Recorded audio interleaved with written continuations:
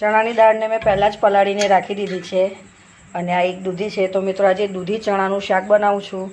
તો ચાલો હવે પહેલાં આપણે દૂધી સમારી કાઢીએ. તો વિડીયોમાં બન્યા રહેજો. વિડીયો સારા લાગે તો લાઇક શેર કોમેન્ટ કરજો. મિત્રો બધું રેડી થઈ ગયું છે. આદુ લસણની લીલા મરચાં પણ વાટી કાઢ્યા છે અને ટામેટું.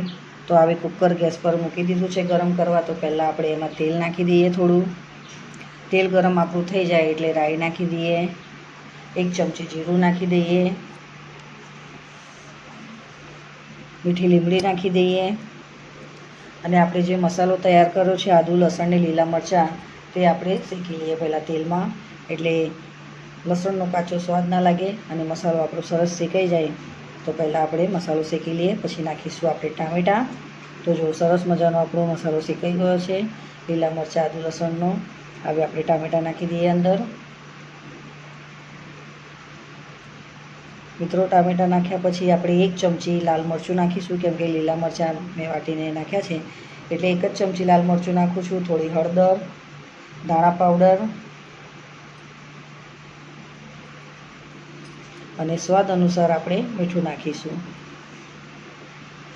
તો મિત્રો આવી રીતે આપણે બધો મસાલો ફરીથી શેકાઈ જાય પછી આપણે દૂધી અને ચણા નાખીશું.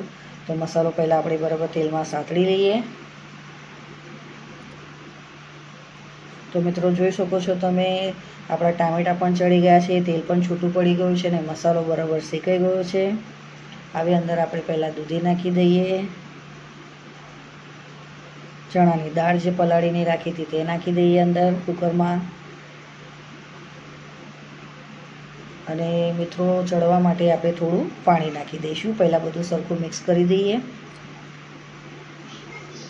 બધો મસાલો, દૂધી, ચણા બધું મિક્સ થઈ જાય પછી આપણે ઉપરથી થોડુંક જ પાણી નાખવાનું છે, બહુ પાણી નથી નાખવાનું. તો મિત્રો આપણે પહેલાં થોડું પાણી નાખી દઈએ અને ઉપરથી નાખીશું આપણે ગોળ.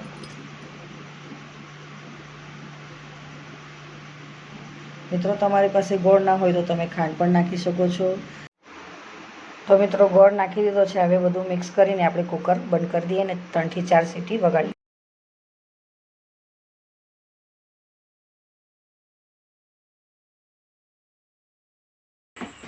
કુકર ઠંડુ થઈ જાય એટલે આપણે જોઈ લઈએ તો જો સરસ મજાનું આપણું દૂધી ચણાનું શાક બનીને તૈયાર થઈ ગયું. ગરમા ગરમ રોટલી જોડે ખાવાની કેવી મજા આવે.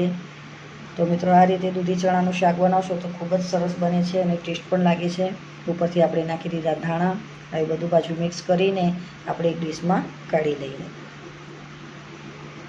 તો જોઈ શકો છો મિત્રો આપણું દૂધી ચણાનું શાક બનીને તૈયાર થઈ ગયું ફટાફટ. વાર પણ ના લાગી કુકરમાં. તો ચાલો આપણે એક ડીશમાં કાઢી લઈએ.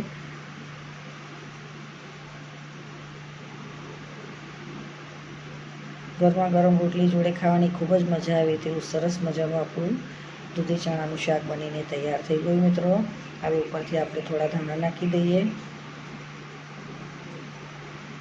તો તમે જોઈ શકો છો દૂધી ચણાનું શાક ફટાફટ બની ગયું કુકરમાં. વાર પણ ના લાગી.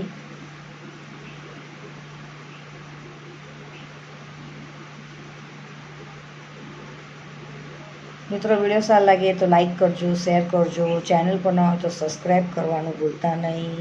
જય શ્રી કૃષ્ણ, રાધે રાધે, જય દ્વારકાધીશ, હર હર મહાદેવ.